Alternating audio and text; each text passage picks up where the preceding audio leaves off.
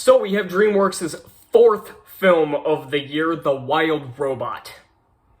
And yes, you heard that correctly. Fourth. Megamind vs. the Doom Syndicate, Orion in the Dark, Kung Fu Panda 4, and now this. And I know what some people are going to say, this is technically only the second, because it's only the second one that went to theaters, but it's still the fourth one. Because Orion in the Dark went straight to Netflix, and Megamind 2 went to Peacock, and, should have been thrown in the furnace. But either way, this is the fourth film to come out of the studio this year. And I'm already going to say it because I know some people are going to ask, because I didn't think any of those films were very good. I think Orion in the Dark was probably the least worst one. This one's easily the best of the bunch.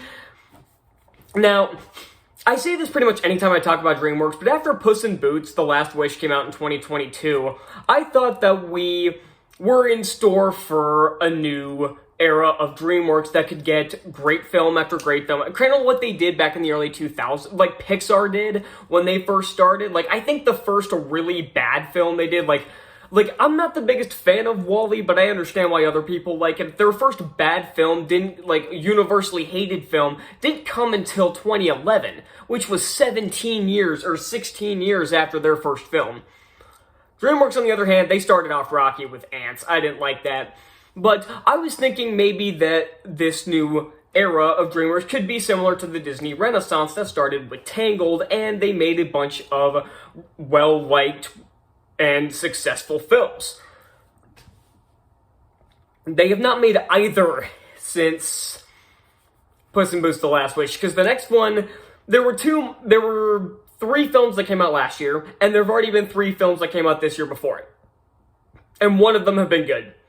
And that was Chuck and Run 2. Because the other ones, Orion in the Dark, I can give a little bit of a pass because it was okay for about most of the film. Then the last 20 minutes went off the fucking rails.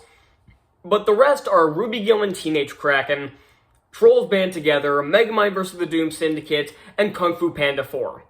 Which are all travesties in the art of animation.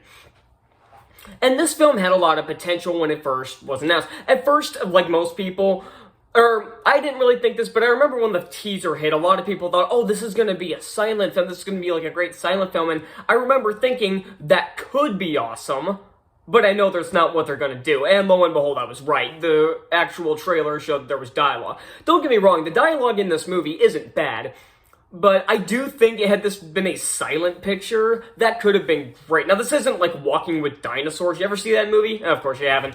But when they added dialogue, they ruined the film because it was a bunch of shitty jokes and people not stopping to talk. I swear to God, there wasn't a single second where someone wasn't talking in that film.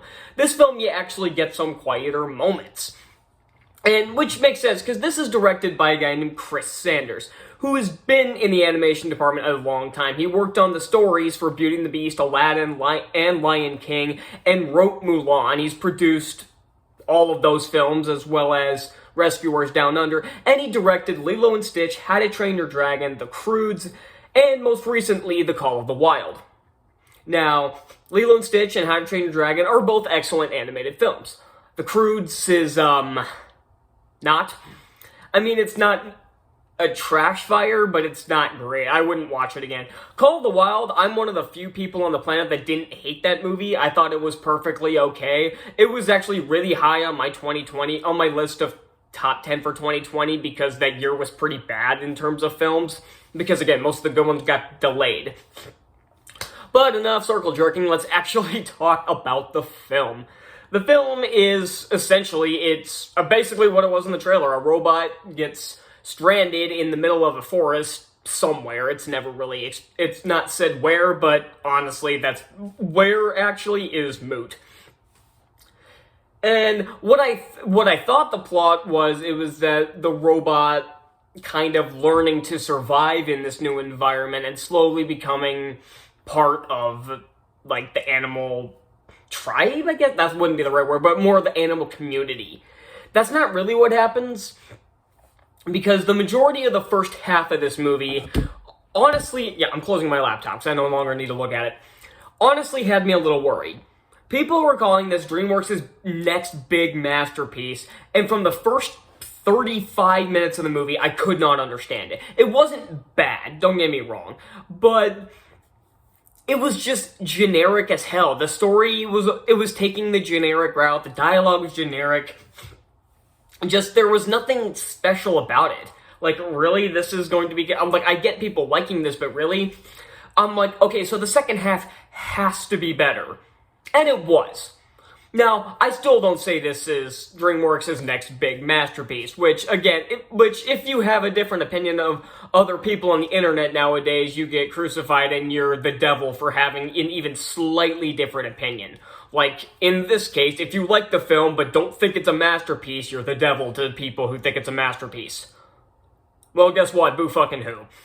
Because I do have some small issues with this movie, but overall, it still works. Again, the first half of the movie, I wasn't into it. Again, it wasn't bad, it was just really generic, and I was kind of starting to check my watch a little bit, thinking, okay, there's gotta be more to this film than what it's giving. And there is. As soon as Bright Bill starts learning how to fly, then the movie started to get good again. Like, that little flight montage with the hawk, that was kind of the turning point of the film where it actually started getting legitimately great. Now, in that scene, that is one of my gripes where I think instead of that pop song that they played, I think they should have just let the score take over. I think that would have made the scene a lot better, but that's a personal preference.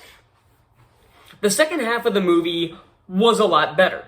And yeah, one thing I will say that I've seen a lot of other people say that it had that it had a really dark sense of humor to it. And it took me a little bit to pick up on that. Because early on there's a line from a possum who's talking to the robot, Roz. The robot's name is Roz.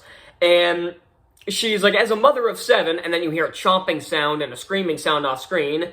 As a mother of 6, it's like, I'm like, later on, I found that when I thought back to it, I thought it was pretty funny, but when it first happened, I'm like, what is happening here? I wasn't laughing because I was just absolutely confused.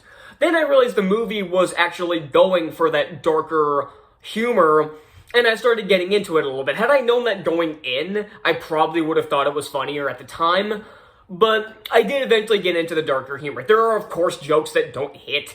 And mainly it seems like the jokes that didn't hit were the ones that were trying to appeal to little kids. It was the jokes that I would akin to something like Thor Love and Thunder, where it's the people just kind of talking and hoping somebody gets a laugh, and it really doesn't. But when they allow the dark humor to take over, it actually gets pretty funny. And even just some of the, the jokes that are aimed at younger kids that aren't like the ones I just described, those are still pretty funny too.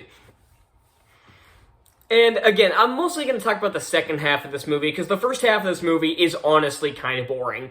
Again, people are calling this a big masterpiece, so again, if you say anything bad about it, you're the devil.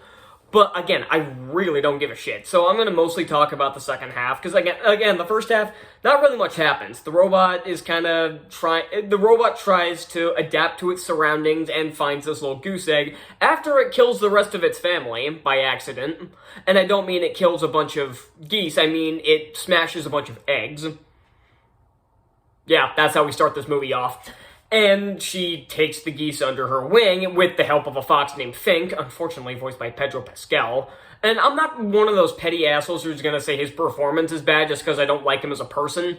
But, because his performance is good, but goddamn, anytime there's movies that have actors in it that I can't stand, it instantly kills my fun. Because apparently Mark Hamill was in this too as the bear. I honestly couldn't tell. Because there's a movie that comes out next year, and that's similar to an animated movie that comes out next year, like, I don't remember what it's called, but I remember seeing the premise, and I'm like, oh, this looks pretty interesting, but then I saw it had a couple of actors that I absolutely cannot stand. I can't think of what they are, and I'll put it in text down here, I guess. But that instantly made me like, you know what, I'll pass. Or hell, there's an animated, film that's going to Netflix in a couple months, but it has Rachel Zegler in it, so I'm going to pass on that as well. Even if I have nothing to review, I'll find something else to review. So, the second half of this movie, after Bright Bill, the goose she looks after, leaves, again, the movie gets a lot better. Roz eventually figures out where she came from before Bright Bill leaves, but she decides to stay. because she's waiting for Bright Bill to come back. Eventually he does, after finding where the rest of the Roz robots were made. It was like Universal Dynamics or something. And they go into the greenhouse to take refuge from a storm, and they instantly get attacked, which is a little funny, I'm not gonna lie. And then they get back, they come back to where Roz and Fink are, and honestly, I thought the movie was wrapping up, but there was about 20 minutes left. And the 20 minutes we get aren't bad, where Universal Dynamics comes down to collect Roz, and especially because they want her memories because of how the robot kind of adapted and evolved on its own. Kind of like Free Guy, if you saw that movie. Kind of a similar vein there. But she obviously doesn't comply, and there's a battle where robots come in, they fight the animals, and then the Universal Dynamics actually gets a hold of Roz, and I like how, because Bright Bill is basically leading the geese now, because he's not afraid of the robots like they are. They started flying up to the thing, I'm like, really? Are they really gonna, like, grab on it? Are they gonna literally start, like, attacking the thing? But they do it how an actual flock of geese would, where they kind of surround it, almost like a bird tornado or something. It's kind of cool, actually. And again, this final fight isn't bad, but I don't think it was necessary. I think had you ended it 20 minutes beforehand when Bright Bill comes back, I think the ending would have been just fine. But I do like the last 20 minutes that we get. And the actual ending that we do get is very heartfelt, very emotional. And again, the second half of this movie really made up for the lackluster first half. I'm wondering if this is kind of like a lot of other movies where it's like the ending kind of saves the movie, or like the second half of the movie kind of saves the film, because I've had movies like that too, and I've also had times where the second half or ending of a movie can kill a film. I'm looking at another DreamWorks film called Troll Hunters Rise of the Titans, where the first hour 40 was phenomenal, A+ worthy, then the last 5 minutes made me pissed off, and I hadn't even seen any of the show at that point, or not very much of the show at that point, and I was still pissed off. So that tells you just how much an ending can kill a film. But this one, again, the last hour-ish kind of saved the film. Because, again, I was getting kind of worried at the first 30 minutes or so. Again, not bad, but it's like, I'm like, really, this is the route we're going? I was hoping we'd get, like, what I was thinking from the trailer, but what we got was still pretty good. Will I see this? Will this be a movie I buy on Blu-ray or buy on, whatever, like, on digital or something? Probably not. I probably actually won't see this movie again, because, again, there are other DreamWorks films that I just personally like more.